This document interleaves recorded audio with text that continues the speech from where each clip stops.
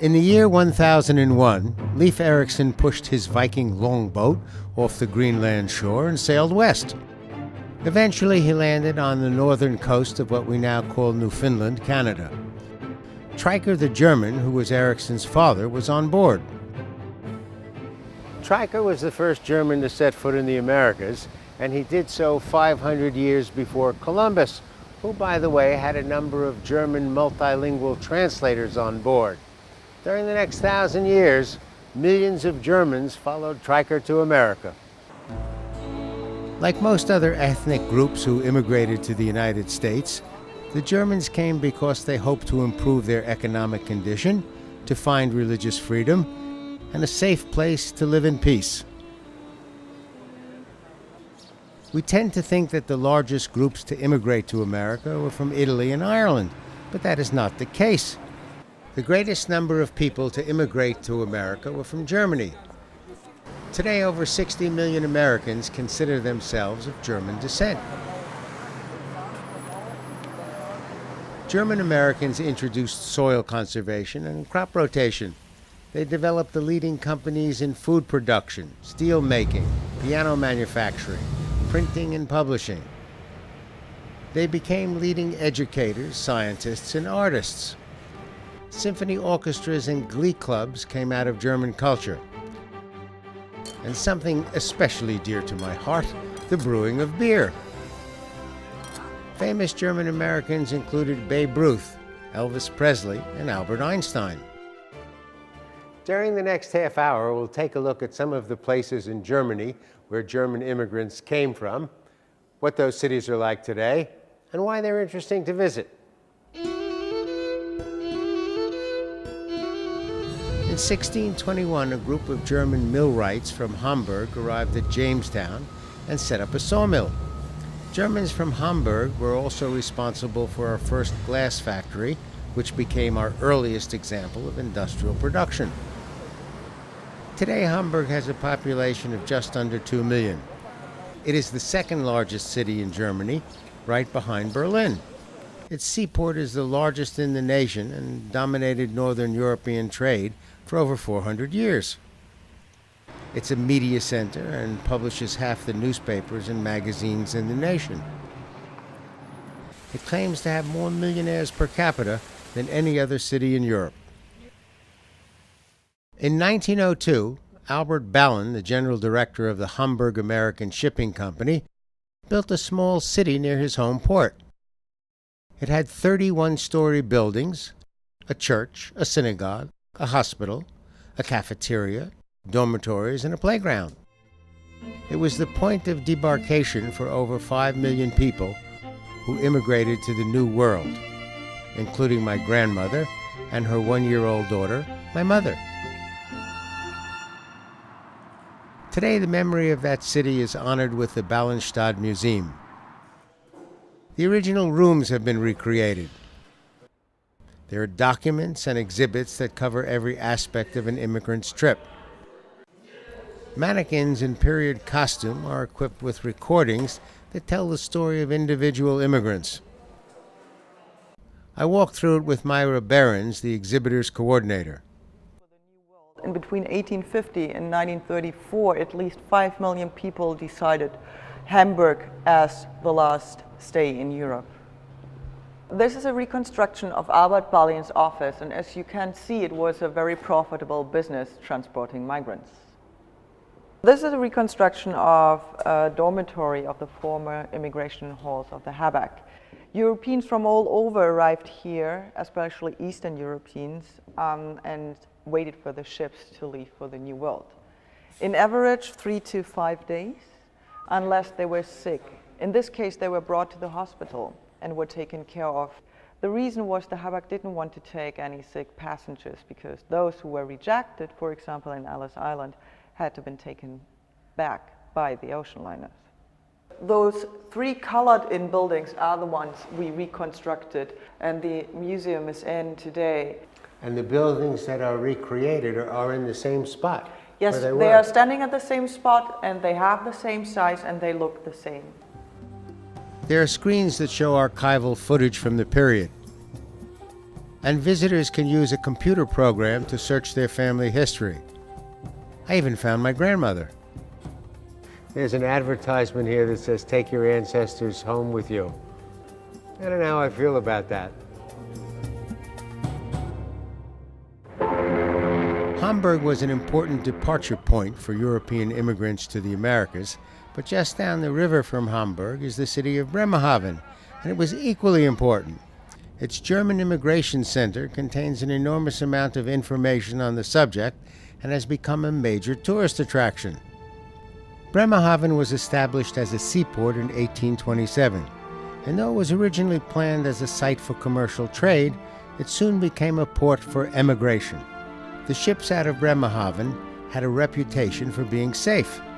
The city also had a kind of boarding house that offered reasonable rates and was known for its sanitary conditions. It could take up to 2,000 guests at a time. By 1848, Bremerhaven was Germany's leading port for emigration. And by the end of the 1800s, Bremerhaven's North German Lloyd Steamship Company had become the world's largest passenger company. Between 1830 and 1974, over 7 million people immigrated to the New World by way of Bremerhaven. A great deal of material about Bremerhaven's German Immigration Center can be found on their website. A second major area of German immigration to the United States was Berlin. The area of Berlin has probably been inhabited for thousands of years. The first references show up in the 7th century, and by the 1200s it was an important commercial center. In 1539, the Protestant Reformation reached Berlin, and the Hohenzollern rulers were big supporters. Not that they were so interested in reforming the church, it was more the fact that when they got rid of a church, they got the land. Today, Berlin is the capital of Germany and one of its most vibrant cities. And one of the best ways to see it is on a boat tour. That's the office of the German Chancellor. Like most important buildings in Berlin, it has a nickname. In this case, it's the washing machine, a reference to its shape. The area is open to constant public view, a reflection of the idea that the people must be able to see what the government is doing. That building is a museum that represents the cultures of other nations. Its nickname is the Pregnant Oyster. And that's the Berlin train station. The architect and the government are having an argument. The train tunnel is half the size of the one in the original plan because the government ran out of money. The architect says the tunnel must be completed because it is a work of art. The government says it's a train station. Get over it. As the guest of your distinguished mayor, who has symbolized... On June 23, 1963, President John F. Kennedy, surrounded by hundreds of thousands of cheering Germans, declared, "Ich bin ein Berliner." I am a Berliner. It was the first time Kennedy had seen the Berlin Wall that divided the city between the communist East and the democratic West.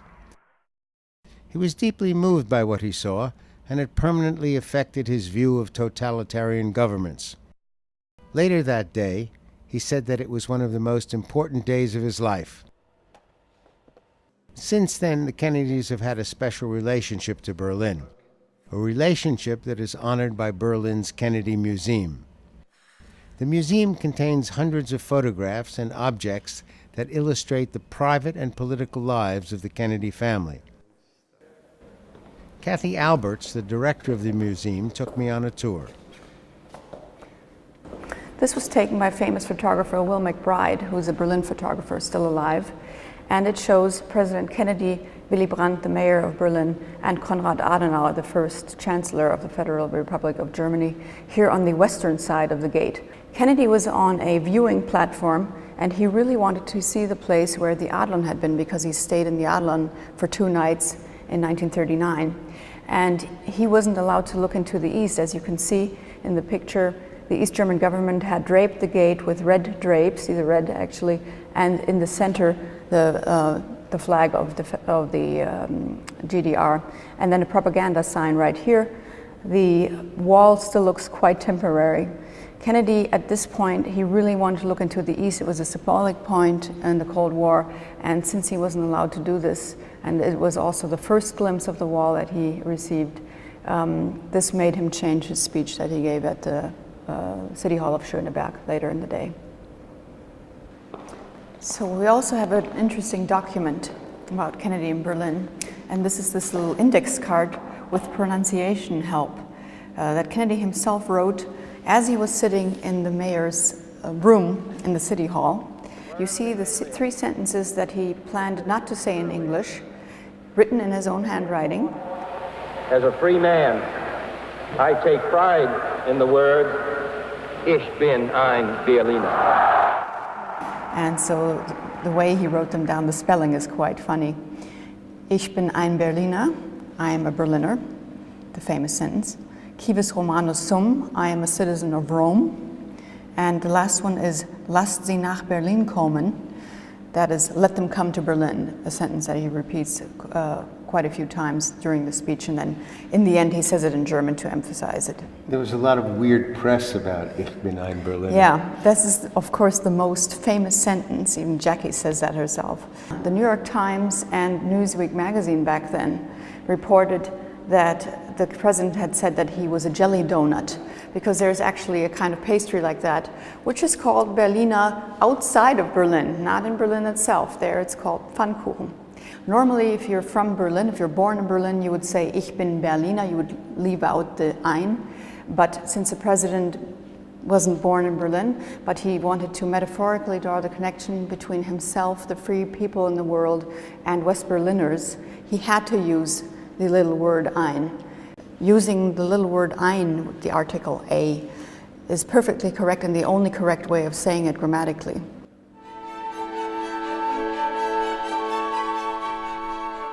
It's never easy to immigrate from one country to another. I can understand a country having a policy to keep you out, but when they want to lock you in, that's pretty strange. The most dramatic spot was Checkpoint Charlie, and you can see its history at the Wall Museum. Dr. Rainier Hildebrand established the museum in 1962, just after the wall dividing East and West Berlin was built. It began as a two-room tribute to those who made the crossing from east to west. Over 5,000 people attempted escape, and more than 200 were killed by border guards. Alexandra Hildebrand runs the museum today. It was not just a museum, it was an institution who did help the people who could escape, who did help escape helpers. So they came here with escape objects and brought it here. The museum is full of stories detailing the escapes. These people, they did want to escape, and the woman made the uniform, the Russian uniform, for them. They didn't have the shoes. As long as they were in the car, they were fine. The moment we got out and you saw them in sandals, you had a problem. Here is this hot air balloon. With this balloon, two families could escape from East to West Germany. And the man who did build it up has nothing to do with aeronautic all his life. He did build it up from book. This is he. He tell also today to me, Alexandra, we did escape not because of the better margarine. We did escape because we did want that our children will grow up as free people. Can you imagine how strong was the wish to be free? Stronger as the fear to die. The walls are covered with pictures that illustrate the importance of freedom.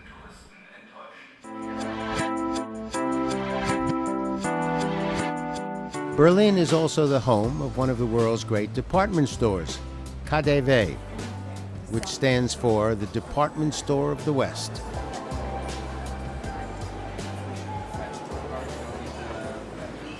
Unlike most stores, KaDeWe uses some of its prime window space to educate as well as sell. When I was in Berlin, their windows illustrated the history of women's fashion. There's a little number from the Middle Ages. That's the height of fashion from the 1700s, a bodice top that women started lacing up in the morning and tightened every hour as the day went on. The empire dress of the early 1800s, a soft flowing short-waisted chemise of silk or cotton. KaDeWe opened in 1907, and for over 100 years it has been the largest department store in Europe. And for many people, the most interesting. Each day, 50,000 shoppers come here, and they can make their selection from over 400,000 different items. My favorite floor is the 6th. It's known as the delicatessen. In the United States, the word delicatessen is used to refer to a store that sells pastrami and corned beef and frankfurters and sauerkraut, all of which came to the United States from Germany, as did the hamburger. Much of what we think of as traditional American food is actually from Germany. One of the big attractions is the seafood section, with dozens of different cooked, smoked, dried, and fresh fish. Each week, a 20-ton truck arrives from Paris. It's filled with mushrooms from Morocco, string beans from Africa, oysters from Brittany, chilies from Mexico, and Pepto-Bismol from Switzerland.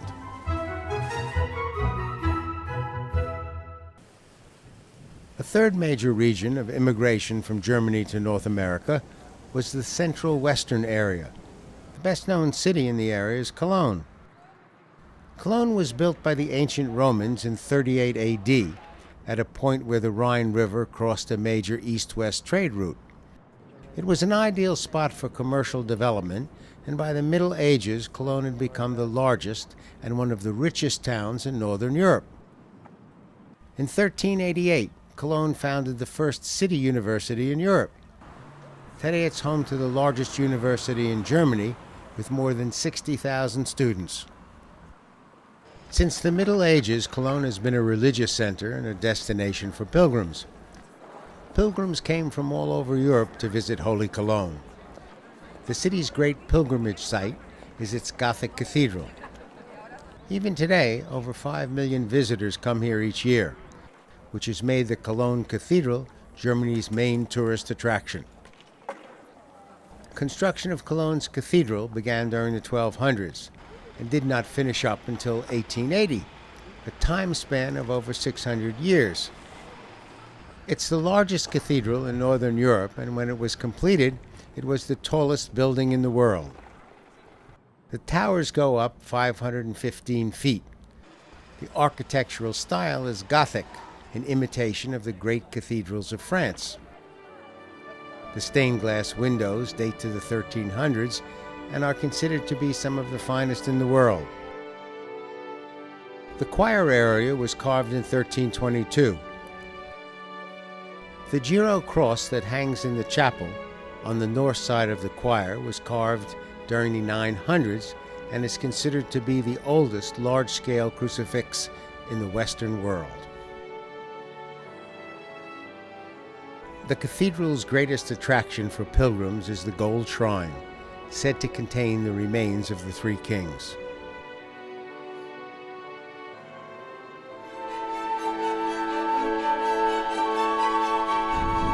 A fourth major region of immigration from Germany to North America was the southern area.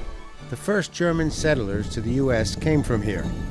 In 1683, they settled in Germantown, just outside of Philadelphia. One of the major cities in the southern part of Germany is Munich. It is one of the most important cultural centers in the nation. It is also a city of great corporate wealth. The wealth combined with the culture and the natural beauty of the area make Munich a major tourist attraction. Beneath Munich's commitment to its culture and its corporations is an even greater devotion to its local customs and its everyday pleasures. Munich has a big city intellect with a small town heart. For centuries, the local rulers were into music, and they made Munich a great city for music lovers. The National Theater is one of the finest opera houses in the world, with a special interest in the works of Mozart, Wagner, and Richard Strauss. Down the block from the theater is a statue of one of the rulers of the region, Maximilian I. He was hoping to be shown on a horse but the sculptor felt that for the long haul he'd be more comfortable in a nice chair. The word around town is that his hand is directed to the cafe across the street and that he is gesturing for a waiter, along with everybody else. A few blocks down the pedestrian street from Maximilian is Marienplatz, which is in many ways the center of Munich. The area is named after the statue of the Virgin Mary that stands in the middle of the square. The town hall contains a mechanical clock, which goes into action every day at 11 a.m., noon, and 5 p.m. The figures are performing the Cooper's dance. During the early 1500s, there was a great plague in Munich. The first group of people to realize that the plague was coming to an end were the barrel makers, who were known as Coopers. In 1517, the Coopers came out into Marienplatz Square to perform a dance of thanks to the Virgin Mary, marking the end of the plague and cheering up the city. And they are still cheering up the city. A tour of Munich should include a visit to the outdoor food market. This may be the spot where Munich began over 1,000 years ago, when a group of Benedictine monks founded a monastery nearby. Many of the present-day stalls have been in the same family for generations. The square feels like a village marketplace, a gathering spot for hanging out, as well as eating and shopping and drinking beer. We know that for at least 8,000 years, people have been making beer. There are paintings on the walls of the ancient Egyptian tombs and artifacts in Babylonian Samaria that illustrate the process. For most of our history, beer has been the alcoholic beverage of choice in the United States. English and Dutch colonists brewed beer, but in the end, it was the Germans who came to dominate brewing in North America. Miller, Pabst, Schlitz, Coors, Anheuser, and his son-in-law Busch are all families that came here from Germany. In order to find a new source of revenue, the chief accountant for the Duke of Bavaria suggested that instead of buying beer from an out-of-state brewery, a royal brewery be set up right in Munich. And it was a great idea. Kept all the cash in town and resulted in the introduction of the first Hofbrauhaus.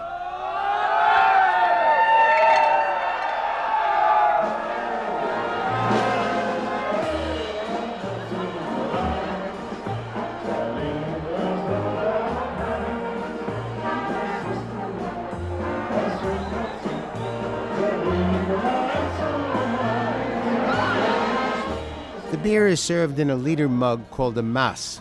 If you are the designated driver, you might skip the Mass and have a Radler, which was designed for people going about on bicycles. It's half beer and half lemonade. Gastronomically, the Germans introduced recipes that became as American as apple pie. Hamburgers, frankfurters, potato salad, and jelly donuts were once specialties in the German immigrant kitchen. And next time you put ketchup on your hamburger or your fries, please bear in mind that H.J. Heinz came from a German immigrant family. As I researched the material for this program, I was constantly surprised. I never realized that German immigration to the United States was so significant, or how much of our culture was imported from Germany. And as I traveled around Germany filming the program, I came to realize how much fun a trip like this could be. For Travels and Traditions, I'm BURT WOLF.